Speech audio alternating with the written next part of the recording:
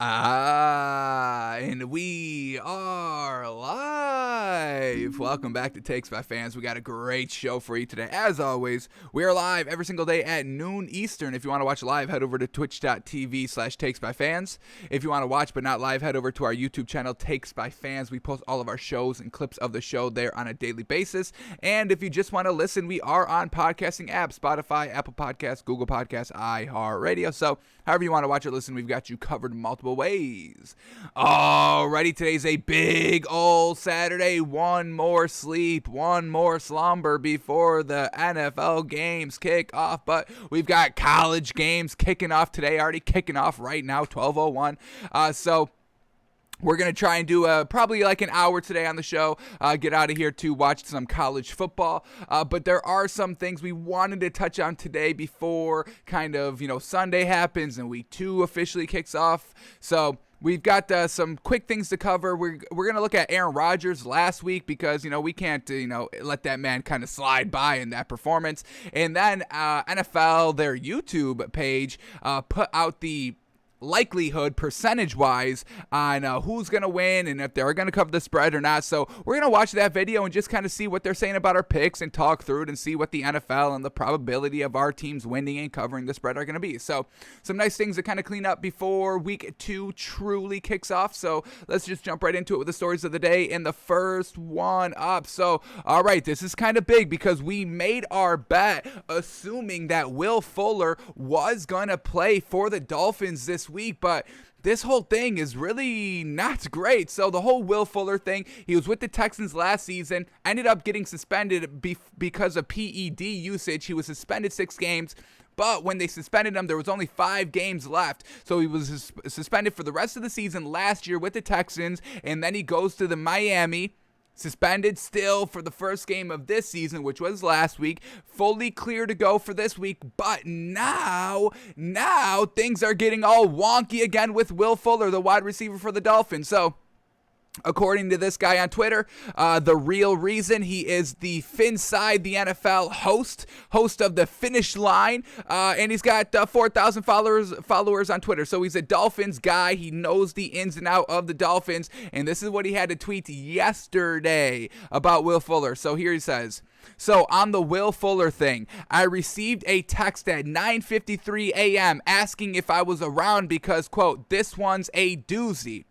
I was then filled in on some information regarding Will Fuller, and all I'll say is brace for the fact he may not play a down for Miami this year." Oh my God, Will Fuller may not play for the entire year? What the heck is going on? He doesn't go into details about the information that he received. The only thing that we know is it's personal information here. A kind of a personal matter for Will Fuller of why his excuse of why he's not playing this week is because of a personal issue.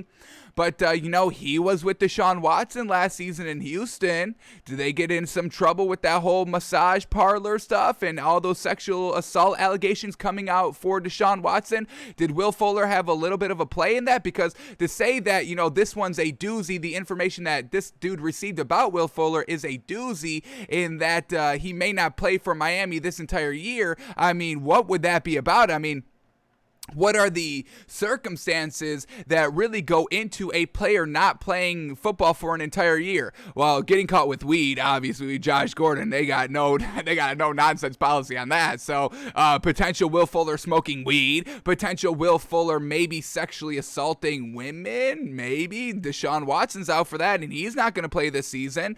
Heavy, like a DUI that gets you maybe 4 to 6 games. Domestic violence gets you maybe 4 to 6 games. So, we're talking about an entire season right here for Will Fuller. So, we'll see what happens as more information is starting to come out. But this is not great for the Dolphins. They need this man. He would have been probably their second best wide receiver. And that's no disrespect to Jalen Waddle. But, he's a rookie. I think I'll give, Will Fuller a little bit of the benefit of the doubt and a little bit of the extra edge just because, he's been in this league. But, it'd be Devontae Parker, Will Fuller, Jalen Waddle, really great top 3. But, with Devontae Parker, potentially, we're waiting for his injury this season. Will Fuller not playing, Jalen Waddle, a rookie.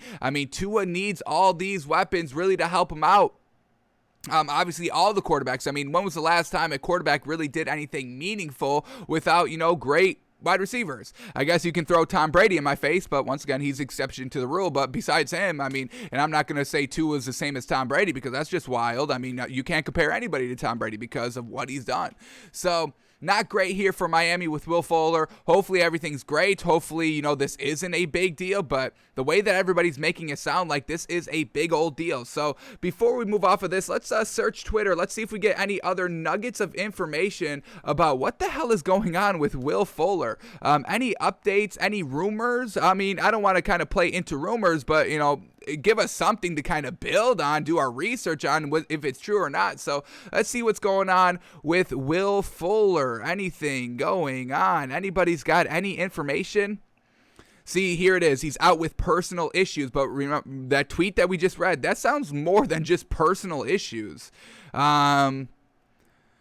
Dolphins wide receiver Will Fuller won't play against the Bills on Sunday due to personal issues. Personal issues. We want to know these personal issues. And I understand, keeping, your personal life away from the media and, away from the attention because you are a celebrity in the league. And hey, I've got no problem with that. Definitely, if I was a celebrity, I would be keeping all my business under wraps. But, this is what we do here. We talk sports and, we bet on this team, assuming Will Fuller, and now Will Fuller's not here.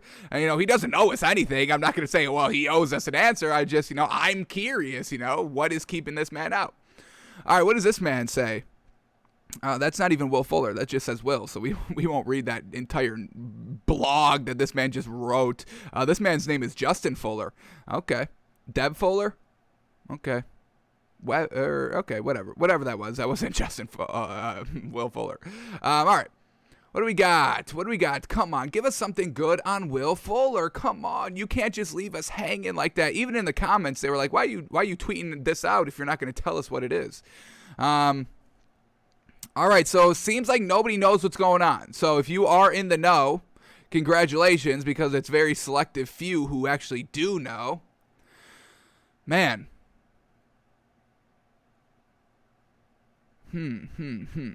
All right, well, we don't know what's going on with Will Fuller. How truly unfortunate. I really wish we had some answers. All we know it's personal issues, and that one dude was saying that it could keep him out for the entire year, which is crazy. So that's where we'll leave it, I guess. That's where we will leave it. I don't want to leave it there, but that's where it's left. All right. Everyone's asking on Twitter, should you drop Will Fuller? I would probably say, yeah. I mean, this is, it's only week 2. Try to see if you can get something quick. Obviously, you don't want to be left holding the Will Fuller bag if he doesn't play for the rest of the season. So, all right, Will Fuller out for personal reasons. We don't know, but this one guy is claiming, hey, brace for the fact he may not play a down for Miami this season. Let's go to his Twitter account. He doesn't provide anything else, does he? He just leaves that tweet out there and leaves. Reads for the hills. All right, so somebody responded, said, come on, reason. A text from a source. Seems like you're throwing it out there in hope of possibly being right. Don't chase that clout, bro. Let's see what he has to say about that, because he had something to say. He said this. This is from the same source that was on point about Xavier Howard down to the ankle injury before it happened, and who also informed me that Eichenberg was starting at left tackle when Jackson came off COVID reserve, which I posted on my Patreon. So yeah, I trust what I'm being told. Holy cow, folks. Holy cow. This is something. Are we on the inside scoop? I mean, this isn't personal reasons. This is something potentially really big here by Will Fuller. We'll see what happens. Hopefully it's nothing bad where he's potentially facing charges or potentially facing times and, we don't even want him not out there. Hopefully it's a 1-week thing, but this man said, hey, this is the same source that I've got some great information from in the past, so don't clown me. He's standing by it. We'll see what happens. So, Will Fuller, folks, we don't know what the hell is going on with that man. Alrighty, next up here, and this is great here for this Eagles team. Zach Ertz will play this week for the 49ers. Did he not play week 1? Oh, well, that's a big, that was a big beef on my part. We just ruined a play. but we will try and get that up as quickly as possible when we reach that Aaron Rodgers segment. But did Zach Ertz not play week 1? Did that just blow right over our head? I thought he did go. Was he a little questionable heading into this week? But let's quickly take a look. I mean, obviously, if he didn't play, they had no problem. 32 points, no big deal. Bingo, bango, got the win on the road. But if he does play week 2 and he didn't play week 1, that's definitely just going to help the offense overall, because Zach Ertz, a great tight end, we all know, a great safety blanket for Jalen Ertz that doesn't even need him because the man was slinging the ball around last week. But yeah, Zach Ertz did play, but he is good to go for this week as well. So Zach Ertz, 2 catches for 34 yards last week, and expect him to get that production, going, as he kind of gets a little bit better out here. But a little bit more comfortable with Jalen Hurts as the season progresses. But Zach Ertz will play this week for the Eagles against the 49ers. Huge matchup here for this Eagles team. Are they the real deal or not? Were they frauds last week? It's all going to come to light come next week. So we'll see if Zach Ertz and Jalen Hurts and keep it going here and keep it rolling and keep these W's coming in. It's going to be a tough one against this 49ers defense, but we think they can rise to the occasion here. So Zach Ertz going to be out there, a great sign for Eagles fans and players. And not some good news here talking about this Colts team. So Xavier Rhodes, Brandon Smith have been ruled out for the Colts' matchup this week against the Rams. So, and then Quentin Nelson is questionable. So, their corner, their lineman, Brandon Smith is their linebacker. Is that correct? What do we got? Here we go. Let's go to, where are they at? Colts.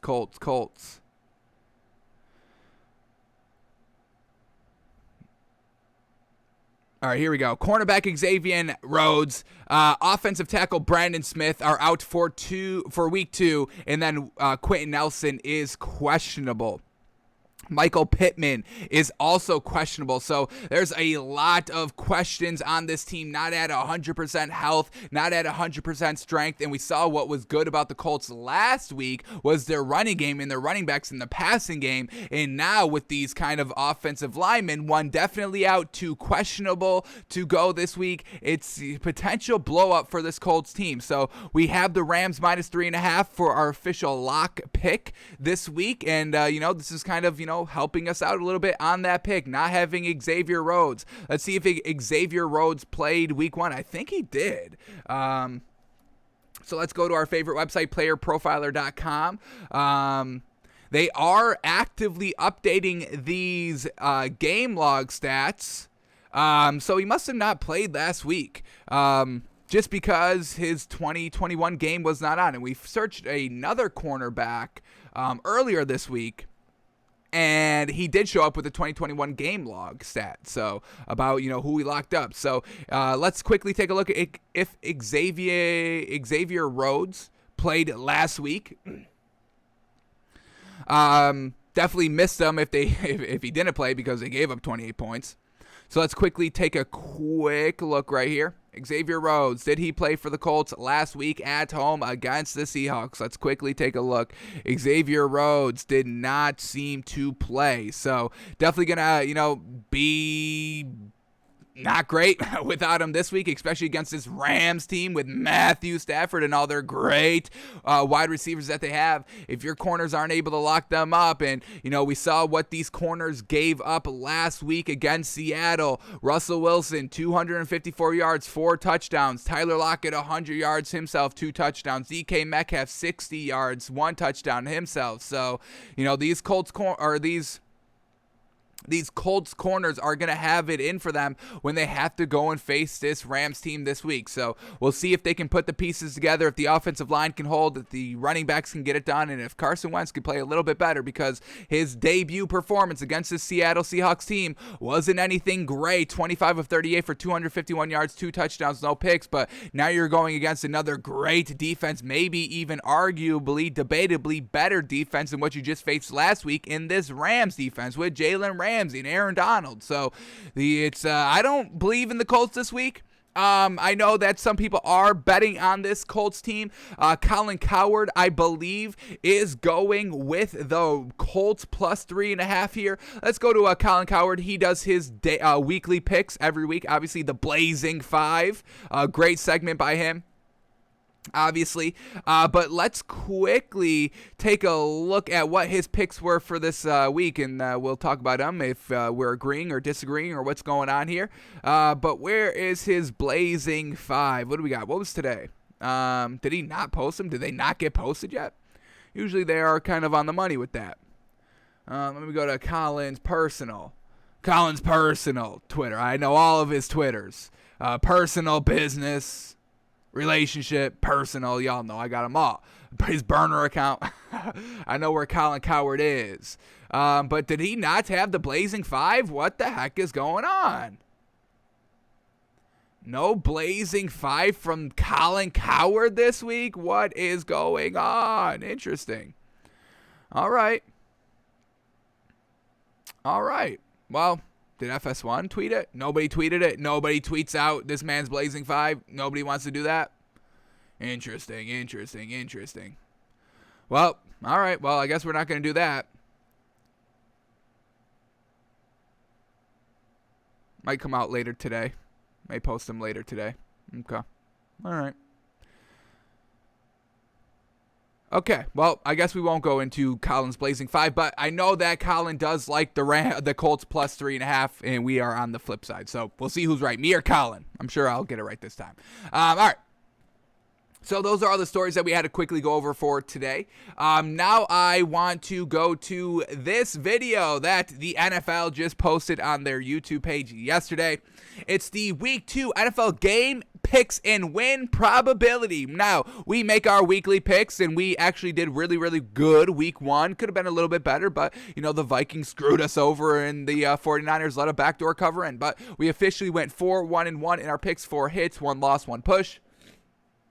And we're right back at it this week with 6 picks. So let's do a little refresher, and then we're going to go in this video and just see what the win probability is around the league this week, straight up and against the spread and all that, if we are kind of on track, looking good heading into tomorrow. So our picks this week, we do 6 picks total. 3 picks in 2 categories. Our first category is our locks category. These are going to hit, surefire, no big deal. The win probability when these matchups come up should be 100%. These are locks. These will happen. So we have the Cardinals -4, which we do say is our best bet of the week right there. Cardinals -4 against the Vikings. Dolphins +3 and Rams -3.5. And then in our 99% guarantees section, 3 picks, 99% guarantees, we feel so freaking strongly about them, but there is one potential thing that maybe possibly goes wrong that ruins the bet. And those are Texans +12.5, Saints -3.5, and Cowboys +3.5. So let's see what the NFL is saying here, what their probability is and what their math and their algorithm came and spat out on the other end of the machine that gave us these numbers, and if they're on our side or not. Are we with the machines or are we against the machines this week, folks? Let's take a look. Here we go. Alrighty, first game that they have up here is the Chiefs and the Ravens, and they have the Chiefs winning this game by 10 points, winning 29-19 on the road. We know Lamar Jackson is 0-3 against Patrick Mahomes. They have the win probability at 69% for the Chiefs, and the cover probability, which is the spread is -3.5, the cover probability for the Chiefs is at 58%. So everything is shoring up to look like a Chiefs win here. We wanted to stay away from this game. It's going to be a great one. I mean, this one is just one to soak in, not even bet, don't even have that kind of other narrative going along when you're watching this game. You got to be laser focused. Mahomes, Lamar Jackson. I mean, folks, this is, the next big rivalry. We are kind of exiting a era of quarterback play and entering in the new era, folks. This happens like every 10 to 15, 20 years. The era of Breeze and Brady and Rodgers and Big Ben, and did I say Breeze? I'm saying them again, and Phillip Rivers. That kind of quarterback class is starting to really exit, and now enter Patrick Mahomes, Baker Mayfield, Lamar Jackson. We've got the new guys of Jalen Hurts and Tua and Joe Burrow and Justin Herbert. So we're making these new rivalries. They're all coming together, in the last year or two and in the next year or two as well to really remark the landscape of quarterback play in the NFL. So we're starting to get into it. We're already 3 games into the Lamar Jackson, Patrick Mahomes rivalry. And so far it's not really a rivalry because Patrick Mahomes is absolutely eating it up. But, this is going to be a great game to watch, and NFL is saying, hey, the Chiefs have this one all day, and I don't disagree. It's Patrick Mahomes with Andy Reid. I mean, it doesn't matter if they're down big, down bad. They will come back and at least be competitive, and you got a great shot to win with them. So we stayed away from this game, didn't pick this game in any of our picks, but everything is looking on the Chiefs side. So if you're betting the Chiefs this week, the numbers, you're with the machine, folks. You're with the machine this week if you like the Chiefs. All right, what do we got? Game number 2 up. Here we go. We got Falcons at Bucks, and wow, they got the Bucks winning this one 32-20, like what should happen. This should be a blowout. I don't even think the Falcons can put up 20 points. I don't even know if they do that, honestly. I think they put up 14 or less points. I don't see this Falcons team putting up 20 points. This is an easy blowout here for this Bucks team. Spread is at Bucks -13, and they had the win probability with the Bucks at 72%, which is absolutely great right there. But they had the cover probability of the Falcons covering at 51% with the +13. And, I would definitely stay away from this spread because of the backdoor cover. We definitely learned our lesson, about backdoor covers for this season last week with the 49ers at the Lions and the 49ers blowing them out by like 21 points. And, then the fourth quarter comes and 10 minutes left, and then the Lions are like, oh, we actually have to play now. Oh, we forgot. We actually have to play the game. Why did y'all wait till the fourth quarter to tell us we have to actually go out there and play football? And then they did, and then they only lose by 8, and the spread was 8, and it's a push, and it's lame, and we don't win. So with those big spreads, they're always tricky because of that backdoor possibility. We just saw the Giants last week as well, getting blown out, nothing to play for, a minute, 20 seconds left in the game, and they're like, yeah, we'll drive 75 yards or 75 yards and score a touchdown. Yeah. We'll do that. That didn't affect the spread or anything, but it could have, like the Lions did. So we usually stay away from the big values like that. We are dabbling in the big values this week with the Texans +12.5. Kind of the same thought process right here. But, the Falcons, they don't put up any points, so we can't even believe in that. Texans, on the other hand, we got Tyrod Taylor slinging the ball around, using his dual threat ability. We'll bet on that all day. So if you're with the Bucks, you're on the side of the machines this week, folks. Unless you're taking the spread, and then the machines, they got no love for you. They're saying Falcons cover 51%. Alrighty, next game up, we got Raiders and the Steelers, and this is going to be another great game as well. We'll see if the Steelers are the real deal, if the Raiders are the real deal, both winning week 1, and, they have to face each other week 2 here, so we'll see what happens. But NFL predicts the game at 27-21, right on that spread line. That spread is like 6.5, 6. I think it's been going down ever since its opening because people are hammering this Raiders team. Let's get the odds up here. We can get the updated odds because I believe on this video they said that the odds were updated on the 16th, and today's the 18th. So let's quickly see what this Raiders-Steelers game is at. Yeah, it's at Steelers -6.5. They have the spread here in this video at Steelers -5.5, and I've never seen that spread. They are using Caesars Sportsbook here, their odds. So, all right, we usually use DraftKings. So, anyway, they have Steelers win probability at 58% and their cover probability at 51%. So, if you're liking the Steelers this week, you're on the side of the machines, folks. You're on the side of the AI. That's pretty good, if the numbers are saying it. I would want to be on the side of the machines. I mean, we know the machines are the future, folks. Let me be on the side of the machines. Machines, we are your friend. I'm your friend. I don't know about everybody else. Don't kill me, though, when that comes. When that time comes and the machines taking over, we'll show them this video of like, no, we were on the same side. We were with you, the machines. Yeah, we were with your probability. But yeah, the Steelers should be good to go for this week. NFL.com is saying, hey, they've got the numbers, they've got the statistics, they got the probability on their side. We stayed away from this one because of the 6.5 point spread, just kind of on that border, not really great value, but not bad value either. And we just couldn't come up with a really solid, definitive pick here for the spread, I would just say I like the Steelers straight up. That's really it. I don't want to get into the mix of 6.5 point spreads here with two good offenses that have shown they can put up the points. All right. Let's see what the next game up here. Let's see. Here we go. Titans at the Seahawks. And woo, close game here. Wow, look at this. All right, so NFL is predicting the score at 25-27 in favor of the Seahawks. 2-point win. Woo. Especially, after that performance last week with the Titans, that's why we really didn't buy this Titans team this week. Getting 5.5 points with Derrick Henry and Ryan Tannehill with some great wide receivers. Last season, we probably would have taken that every single week, but now this week against the Seahawks and their lackluster performance, I don't know if we can get behind it, so that's why we stayed away from it. But NFL.com says that their win probability for the Seahawks of just winning this game is at 53%, so expect this game to be really, really close, where, really our original thinking when we first reacted and predicted to this, to the week 2 lines right here, we weren't really big on this Titans team. So the NFL.com is saying this is going to be a real close game, really anybody's game, a toss-up, if you will. But we don't really see it that way. We think the Seahawks are going to blow out the Titans.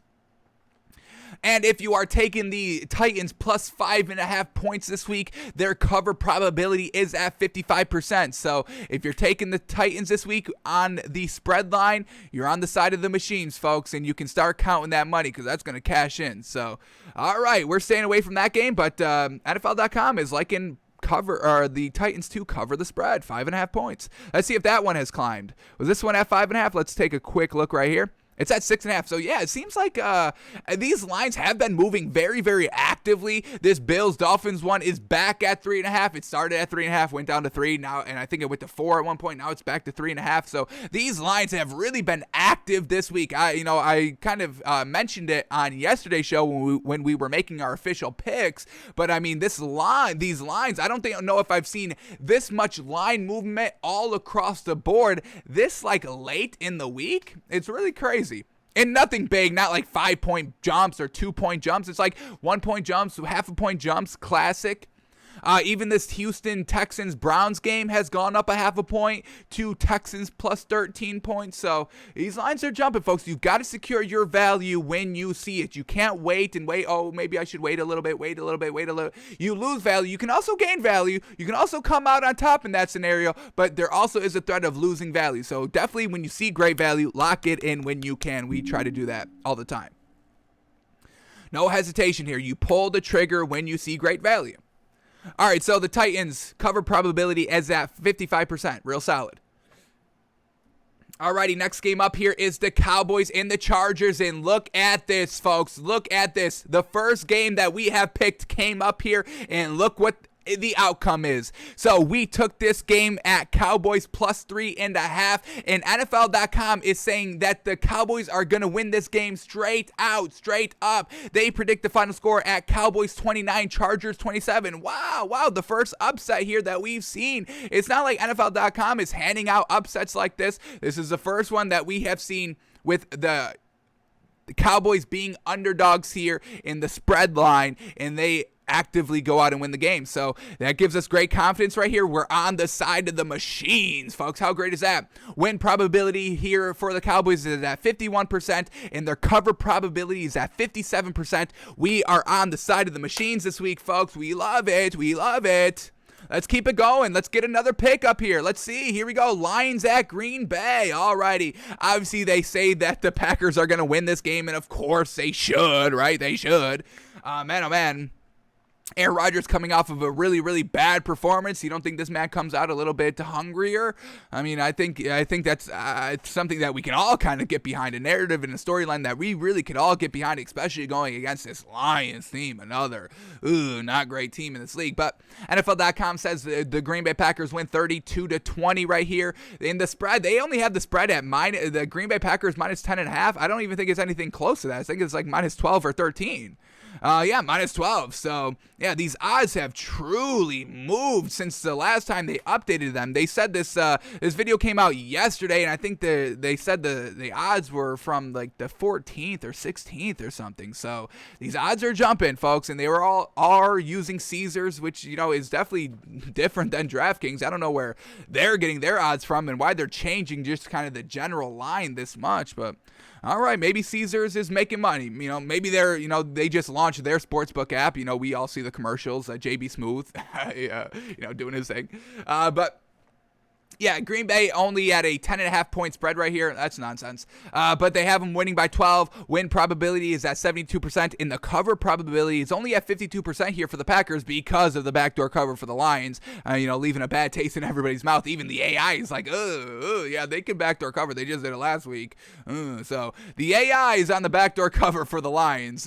Kind of putting that 48% into stake. All right, but we stayed away from this game. Next game up, what do we got? All righty, the Rams and the Colts. All righty, we just kind of told you Colin Cowherd was on the side of the Colts plus 3.5. We were on the side of the Rams minus 3.5 here. And NFL.com predicts this score to be 24-20 Rams. Rams winning by 3. Their win probability is the Rams at 56%, and the cover probability is at the Colts plus 50 or at 52%. So we're not on the side of the machines here against the spread. And this is fine. Colts at home, I get all that. But when we just see what Carson Wentz did last week, just going to the running backs time and time again, and Michael Pittman Jr., that's really the biggest takeaway, that Michael Pittman Jr. didn't step up to the occasion when you can really slide into that number 1 wide receiver position with T.Y. Hilton out, and you just don't grasp it. You don't take advantage of the situation right there. And, you kind of get outplayed by Zach Poshko a little bit. Unfortunate. So, we know, some of their outs here. Xavier Rhodes is out, and their offensive lineman is out. So, potential not great here by this Colts team, and we loved what we saw from the Rams. Yes, they're on the road, but they're also in a dome. Is it going to make that much of a difference? And just this offense right here, I think they take it to the Colts this week, folks. So, and y'all know we've been big on the Colts. Our Colts are our Super Bowl winners. We have Colts-Rams in our Super Bowl prediction. So I'm big on this Colts team, but they have a real rough patch to start the season, and I got to give it to the Rams here. So they got the score being 24-21. We have the Rams minus 3.5. Does that half-a-point hook bite us in the butt? The machines say yes. So we'll see what happens come Sunday. Alrighty, next game up here. What do we got? The Texans and the Browns. Alrighty, they predict this score to be 31-20. Browns winning by 11, which is great because we have the Texans plus 12.5 points. Fantastic. They have the Browns win probability at 71%. I agree with that. I don't see the Texans winning this game. I just see them being competitive, and the machines agree with us, folks. The cover probability for the Texans at 12.5 is at 52%. Bingo, bango. We're back on the side of the machines, baby. The AI is agreeing with us. That's exactly what we thought. Just this Texans offense can get it done. This Browns defense, are they going to be able to get to Tyrod Taylor? They weren't able to get to Patrick Mahomes last week. Tyrod Taylor, dual threat quarterback with that running ability. Watch out for him to be running and scrambling all out of the pocket, and the Browns just chasing around, a chicken, chicken with his head cut off, just running around, not being able to catch up to Tyrod Taylor. So we expect this Texans team to keep it competitive, and the machines agree. We love it. Alrighty. So we're 2-1 with regards to agreeing with the machines. Fantastic.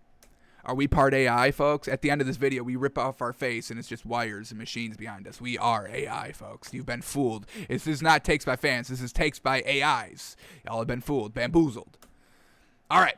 What do we got? Next game up here. What do we got? Alrighty, Bills and Dolphins. And okay, NFL. I don't agree with this, but okay, we'll talk it through. Here we go. NFL.com says this Bills game is not even going to be close. A 7-point win here for the Bills. I don't know if we'd call that a close game for this Dolphins team, given what happened last season. What was it? Week 17, last game of the season, and the Dolphins go into Buffalo and get absolutely slaughtered, like the biggest slaughter I've ever seen when everything was on the line.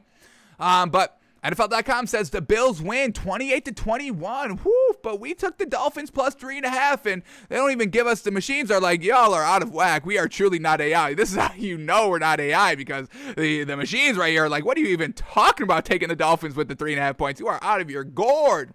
So NFL.com gives the win probability of the Bills at 61% and the cover probability of -3.5 on the road at 57%. Sheesh. They didn't even give the Rams the win probability on the road at -3.5. Sheesh. So, alrighty, the machines are really not agreeing with us.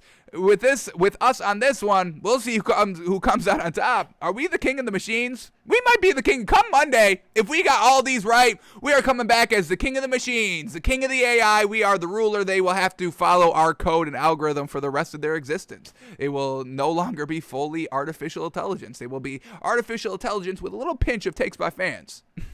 They'll have to listen to us. So, alrighty, not great here by the Dolphins, especially with Will Fuller being out now.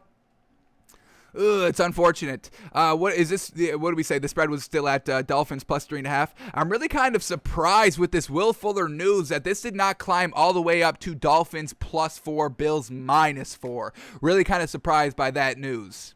That's huge. I mean, that's a huge out for this Dolphins team. A great wide receiver. Sheesh. All right.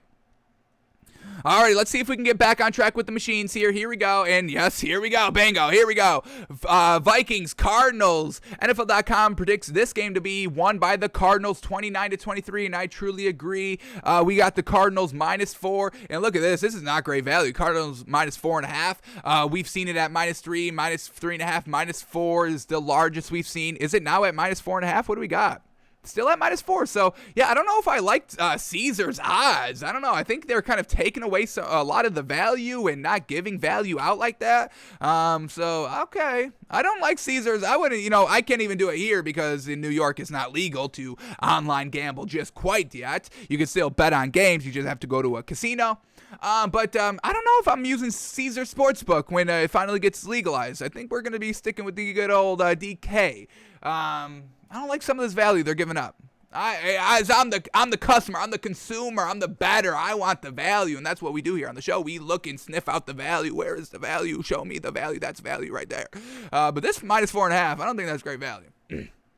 We digress. Here we go. They got the win probability here for the Cardinals at 66%, exactly that, and the win probability or the cover probability at 54%. So we're right back on track with the machines, baby, and they even have that kind of half a point hook. We don't got that.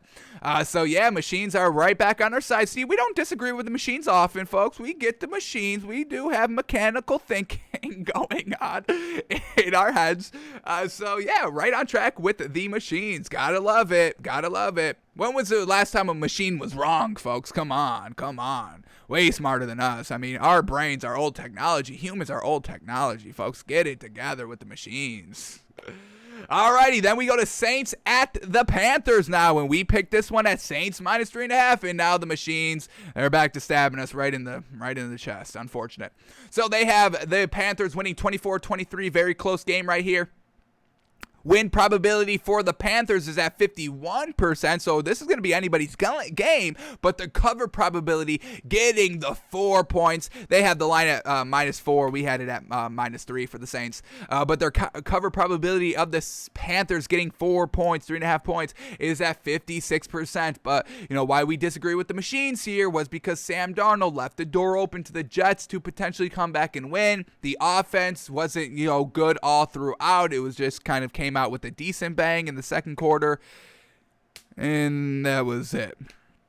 So Sam Darnold just going to Christian McCaffrey. You take Christian McCaffrey away, I don't know if Sam Darnold can lead his team to a victory single-handedly without Christian McCaffrey. So if the Saints do their due diligence in the defensive scouting department, just locking up Christian McCaffrey, I mean, they locked up Aaron Rodgers. I mean, you got to give them some credit in that. I'm just believing in the Saints offense way more than this Panthers offense overall. I understand the Panthers, everybody's saying that this Panthers team, the Panthers fans, the Panthers, diehard fans are saying, hey, don't sleep on this defense, and that's something that we are taking a look at. The defense was real solid last week against the Jets, but we'll see what they can do here against the Saints team.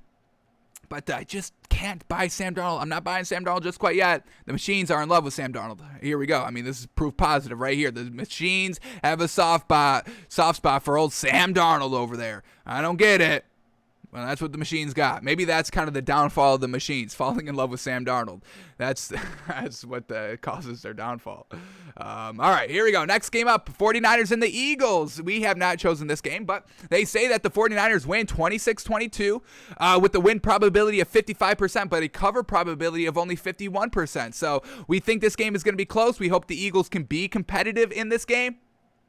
Getting 3.5 points at home is always great value right there, but this is going to be the true test. That's why we're truly staying away from this game and not picking it, is because was last week's Eagles win against the Falcons a fluke? And not a fluke on part of the Eagles, because I think the offense is real solid right here. I'd put it in top 15 right now, potential top 10 maybe at the end of the season. We'll see how it progresses. But was it a fluke because they faced the Falcons, who are just so absolute utter garbage? I mean, geez Louise, 6 points, and that was the first 2 drives. I mean, this 49ers offense should be way better. So we'll see if this Eagles defense can keep up with it. Offense can keep up with it here for the 49ers. A true test is coming into Philadelphia, and we'll see if they're ready to kind of, start, doing well early on in the season, given their first test. We'll see if they can do that here in Philadelphia. So Machine is kind of saying this is going to be a close game. And we kind of agree. Alrighty, next game up here is the Bengals and the Bears, and I hate this. Ooh, I hate this.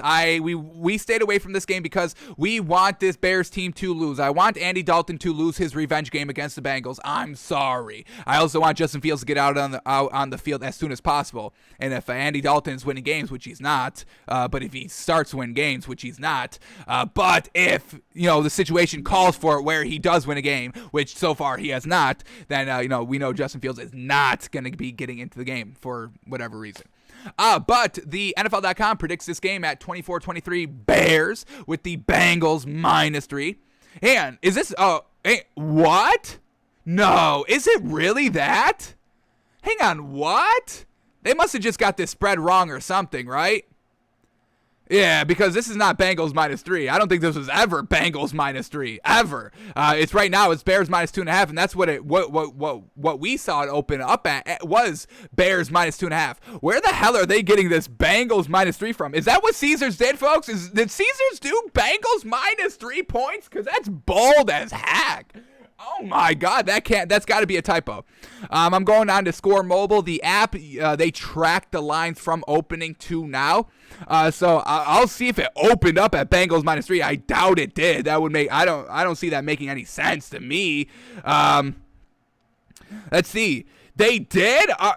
No, it started at Bears -3. So yeah, and now it's only Bears -2.5. So I don't know.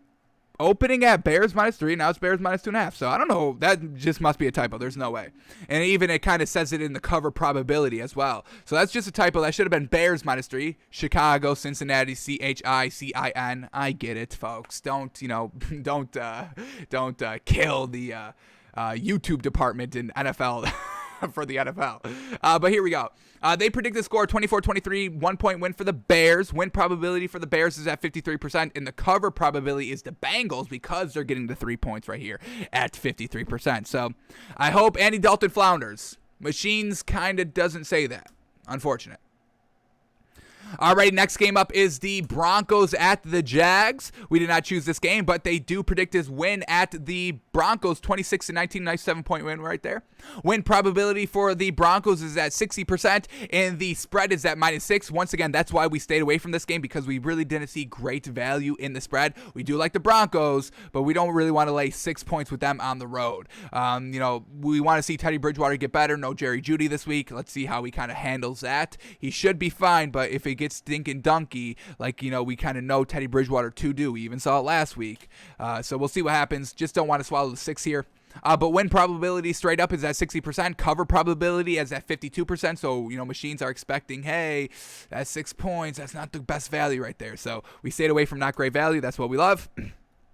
All right, a couple more games left. Oh, that's the last game? Is that the last one? Did they not do all of them? Did we go through all of our picks? Oh, okay. All right, so that was it. All right, that didn't seem like all of them. I thought we had one. We did Cowboys. We saw the Cowboys game, Saints game, Texans game, Cardinals, Dolphins, Rams. Okay, that was all the games then. All right, folks, so do with that information. Are you going to be on the side with the machines? Or are you going to bet with the real guys, the real skin and flesh and blood and organs and real people right here? Or are you going to go and side with the machines, the robots? Machines kind of agree with us, so maybe we're hybrid. Maybe we got a little machine in us. So we'll see what happens this week. We're coming back at you on Monday and tomorrow as well if you want to stop by on Sunday show. But we're going to come back on Monday and see where we were right, see where we were wrong. We were never wrong, so don't be expecting that side of it. But we'll see where we were right come Monday. So that's what NFL is predicting. That's what the robots, that's what the AI, that's what the algorithm, that's what the machines are saying, folks. Make your pick. We'll see. Make some money. See if you can make some money off of this. All right, the last thing I want to do to close out the show today before we got to get back to watching some college football. Always great to watch football back-to-back days. Sheesh. College is great. I mean, that atmosphere is great. That's something that the NFL just cannot do, is really compete with the college game atmosphere. Obviously, the overall on-field product is a lot worse overall in college than in the NFL. But that atmosphere, those crowds going wild, those students going wild, sheesh. I mean, there's something electric about it. So always great to have that kind of warm us up for tomorrow's full day of NFL action. But what we weren't able to kind of get to in the middle of the week during all of our kind of segments of what we like to do, breaking down the game, watching the film, doing our power rankings and, giving grades to tight ends and predicting and reacting and making our official picks, guessing and reacting to the lines. We didn't have time to watch Aaron Rodgers, unfortunately. Now, we skipped over this game in Wednesday Film Study because, it's Aaron Rodgers not having a good game. We know he's going to have a good game this week. It should, at least. The numbers say he has a good game, but we can't let Aaron Rodgers get a free pass, folks. We cannot let this week go by with Aaron Rodgers getting another free pass. This man is highly regarded as kind of the greatest quarterback of all time. We don't hold that opinion, but we know that is an opinion out there, and we respect it. We agree with the overall thinking of that narrative that he is the greatest of all time. But the lack of success in the big spots, that's why we, Takes by Fans, cannot rank him as the greatest quarterback of all time. Tom Brady, 7 Super Bowls, 10 appearances. I mean, how can you even compete with that? We need Aaron Rodgers to get to at least one more. If he gets to one more, I think the conversation can be a little bit closer. We would still give it to Tom Brady over Aaron Rodgers, but we would be able to make a little bit of a more solid argument for Aaron Rodgers. Also, why we can't let this week go by, this Aaron Rodgers performance go by and not talk about it, is because we can't give this man free passes. Y'all give this man so many free passes, and I just don't understand why. I'm all about giving players free passes here and there. I've got no problem with that, but the way that y'all give this man a free pass every single time he has a bad game and just chalks it up to something else or not Aaron Rodgers, it's wild, especially since y'all regard him as the greatest of all time. We can't be giving the greatest of all times this many passes over and over and over and over and over again. I mean, folks, just take any other athlete here. You can go to NBA. Give LeBron James. Do y'all give LeBron James as many free passes as y'all give Aaron Rodgers? Of course not. I see what y'all say on Twitter. Don't even try to lie about that. If LeBron James was actively getting bounced in like the conference finals and never getting to, the NBA finals or the Super Bowl like Aaron Rodgers does, I mean, y'all would crucify LeBron James so much more than y'all already do, and it's disrespectfully and how much y'all crucify LeBron James. But I mean, y'all give Aaron Rodgers so many free passes, and every other athlete, y'all don't. Tom Brady, y'all don't even. And he's a 10-time Super Bowl appearance participant and a 7-time winner. Same thing with LeBron James. It's like, if y'all give no other athlete as many free passes as Aaron Rodgers, and Aaron Rodgers has done the overall least accomplishment-wise than every other great athlete in the sports world. I just don't get it. So we had this kind of segment going on through the offseason, breaking down every single one of Aaron Rodgers' postseason performances, and there's a lot of misses. There's some hits. He's been to 1 Super Bowl, so there was some hits, but there's a lot of misses on those performances as well. Him floundering and turning the ball over and not getting it done and not picking up third downs when he needs to. We broke them all down. They're on our YouTube channel. But we got to break him down here week 1. because he did not play hot, folks. We all know this. I mean, he got blown out 38-3. Nothing great. Only put up 3 points the entire game. That's very not like Aaron Rodgers. He went 15 of 28. I mean, absolutely trash. What was this, like 50? I think this is like, 58% completion percentage? Let's get the exact number up here. Here we go.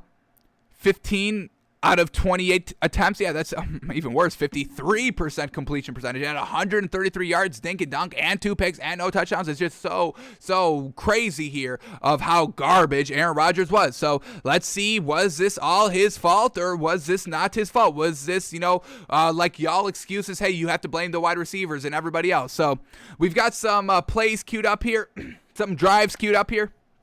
We got to get this first one back. We accidentally, okay, and this one reloaded for some whatever reason. But we have the shortcut here, folks. We have the shortcut here. So let's get this reloaded. We'll queue this up to 13:48 here in the broadcast, not in the game. This is their first drive where they go, where he goes back-to-back pass incompletions, not picking up the first down. So let's see. Were these incompletions his fault and not his fault? What were they looking like? So here we go. First drive of the game here for the Packers. They didn't have that many drives. They had 3 drives in the first half. The game went by quick here last week. So they're down 3-0. All right, here we go.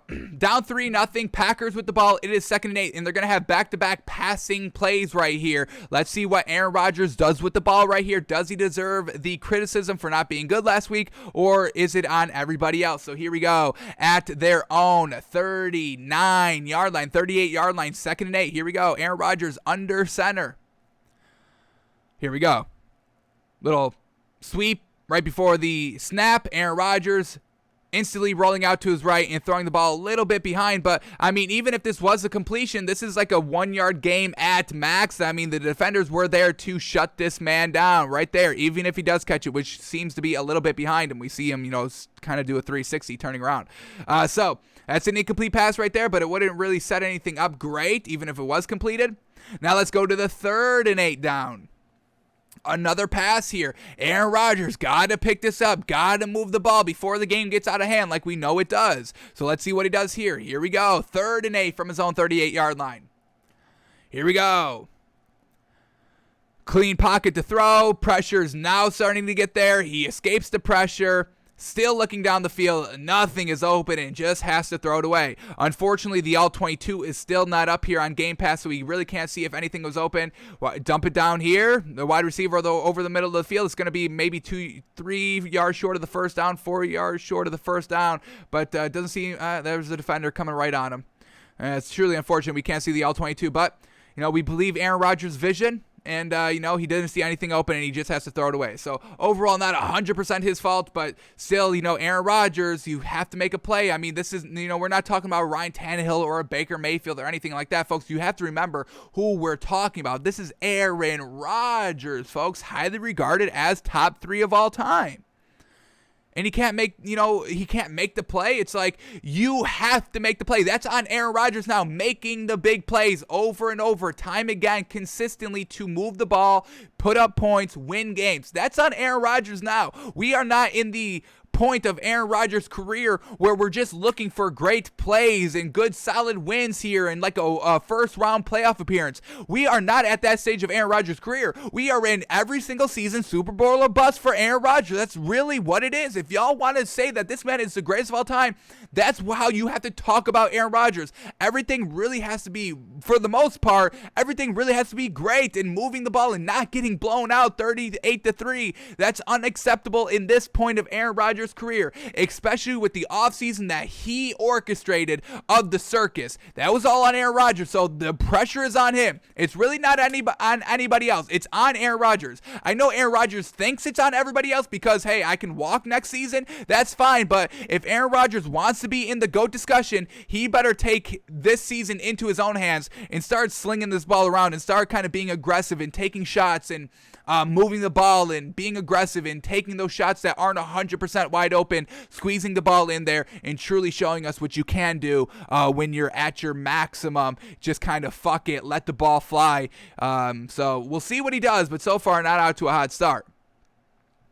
Alrighty, this next drive we're going to bring up, this is the punt drive. We're going to kick this off on 1st and 10. What time is this at? Do we have this queued up right? 13:02. What do we got up here?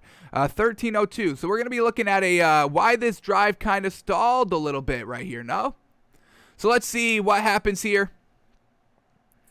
We're going to get a 1st and 10 going on, and then kind of 3 and out. They have a big, so they picked up a 1st down, which is good. So you picked up that first one, starting to move the ball. But why does this drive stall, and why does this drive fail? Once again, you just stalled on your last drive, and the Saints went down and scored a touchdown, putting more pressure on Aaron Rodgers. Let's see how he handles this drive. So here we go. At his own 38-yard line, back at it.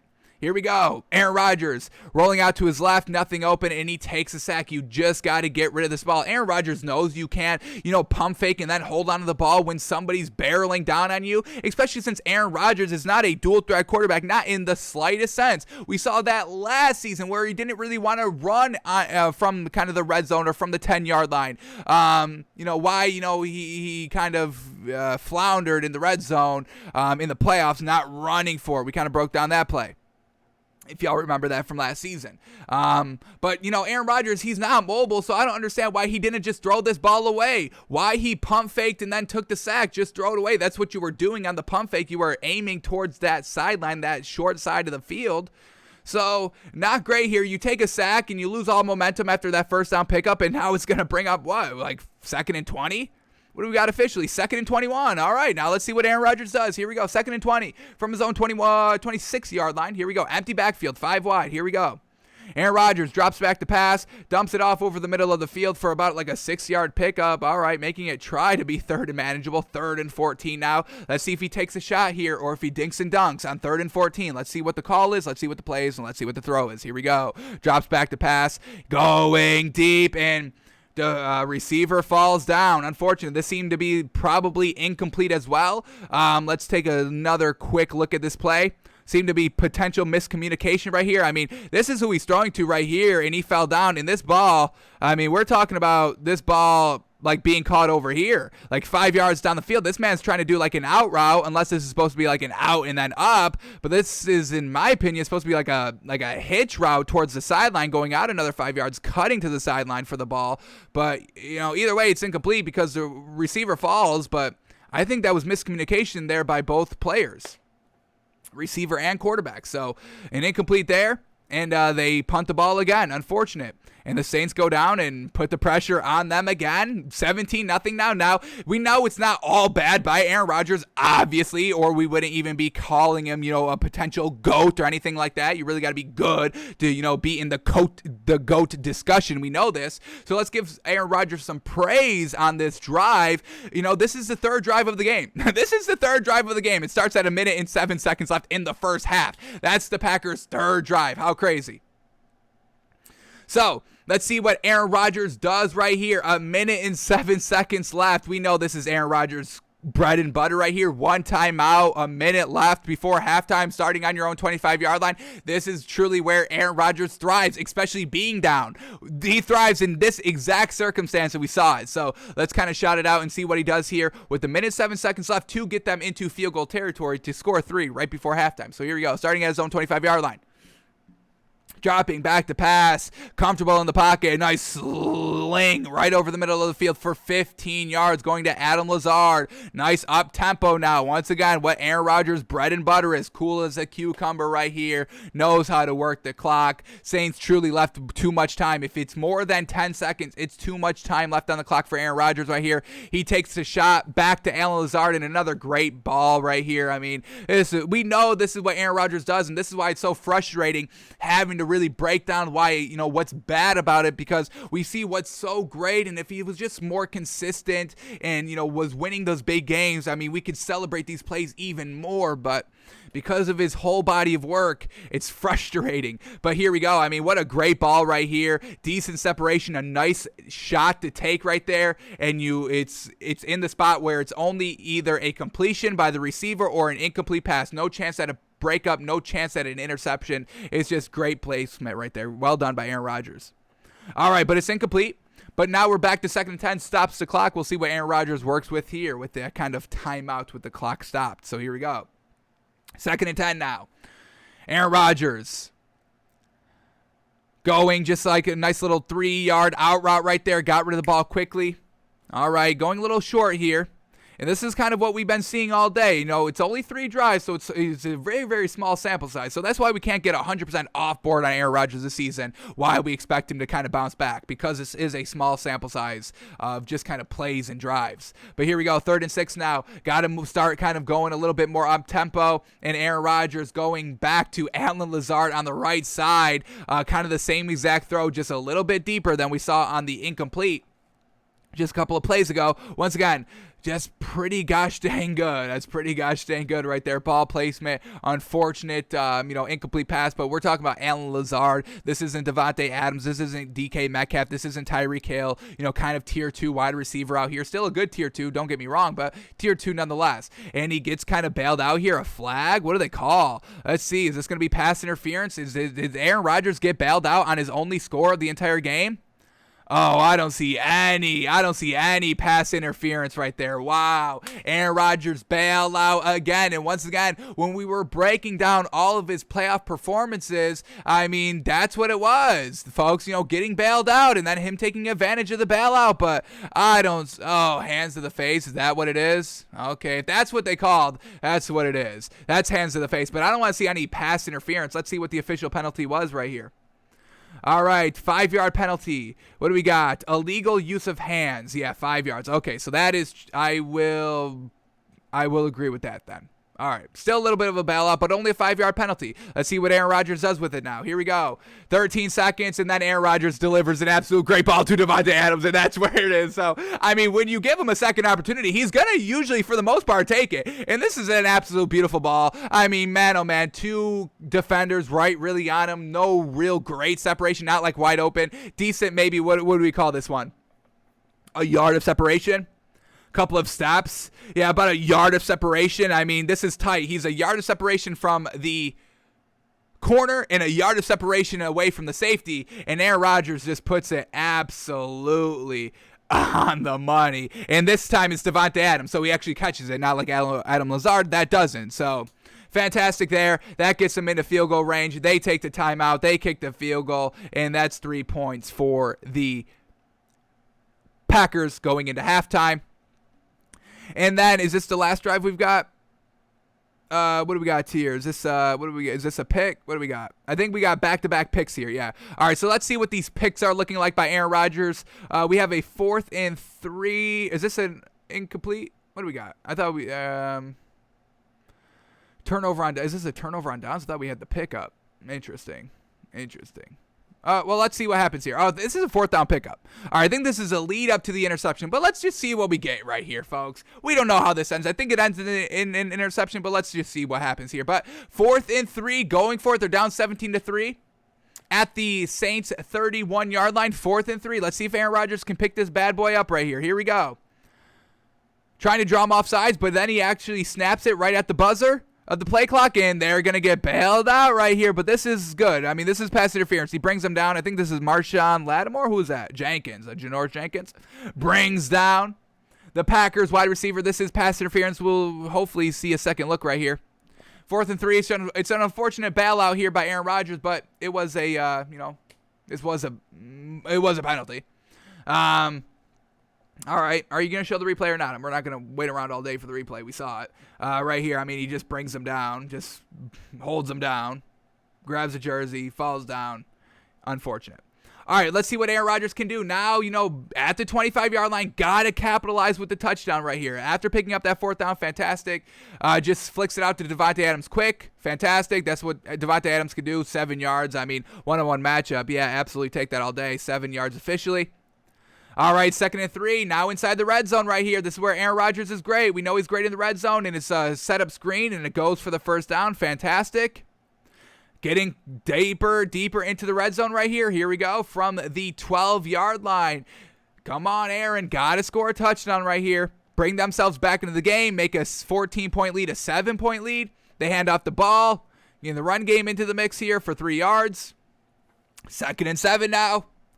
Aaron Rodgers trying to step up in the pocket and just, wow, what an ill-advised throw that we really don't see from Aaron Rodgers. I mean, this is real bizarre. We usually see Aaron Rodgers making the right play, throwing the ball away. That's what he loves to do. He holds the record. I'm sure he holds the record for most throwaways ever. I think he sets the record every single season on most throwaways. But, I mean, he didn't throw the first ball away, taking the sack. That's kind of uncharacteristic by him. And then we get him throwing on the run, stepping up in the pocket. Not setting his feet, jumping kind of in air to get this ball off. And this is really uncharacteristic of Aaron Rodgers. So this is, a little concerning.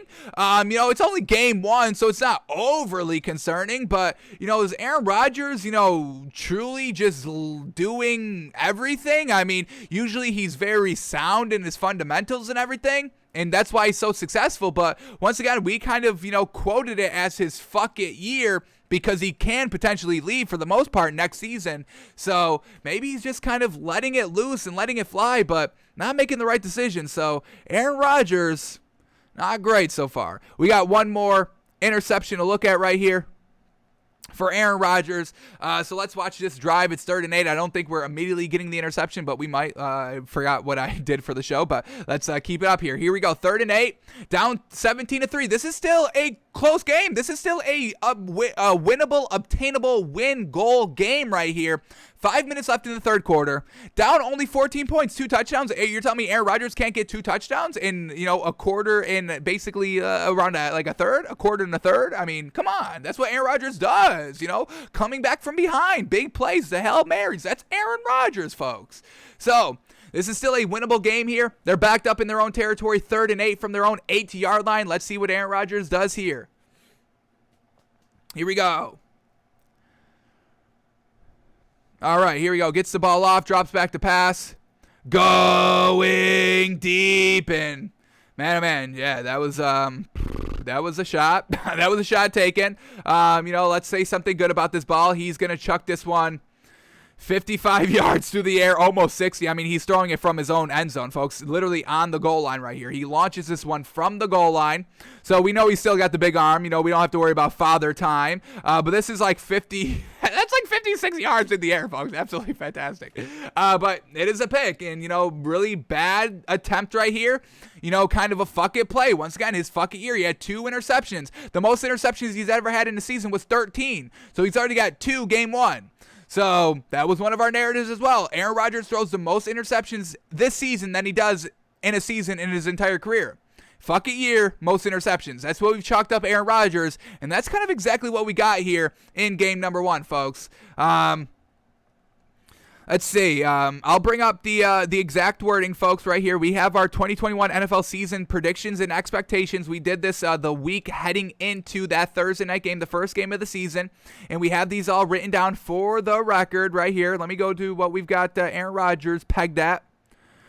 Aaron Rodgers will throw his most interceptions in a season, more than 13. Fuck it year, let it fly. I mean, folks, is that not exactly what we just said to a T? I don't know why y'all aren't listening to us every day, folks. It's mind-boggling, but whatever. Alrighty, folks. So that's Aaron Rodgers' game 1 performance. He's not going to slip by us. He had an absolute stinker. He laid an egg. Maybe he should head to the golf course. Turtle Rodgers is starting to kind of work his way back into his shell. Week 2, and, Aaron Rodgers is already making negative headlines. Winnable game here for the Lions. Really should be a dominant blowout win. We'll see what Aaron Rodgers does to kind of get everybody's minds off of this absolute catastrophic performance. Alrighty, folks. That is going to do it for us today, folks. Thanks for tuning in. Thanks for watching. Thanks for listening. We are back live tomorrow, noon Eastern, for our kind of pre-game show, if you will. We'll go all the way up to probably about 150, 155. Give us time to kind of, break down the set and get everything good to go. So we'll be back tomorrow, noon Eastern. Probably won't go more than 50, 55 minutes. Just kind of our final thoughts, what's happening, ins and outs, last second thoughts, adjustments, picks, bets, whatever, heading right into the 1 o'clock. So join us tomorrow. We'll be here live noon Eastern. But thanks for tuning in. Thanks for watching. Thanks for listening. And we will see you tomorrow.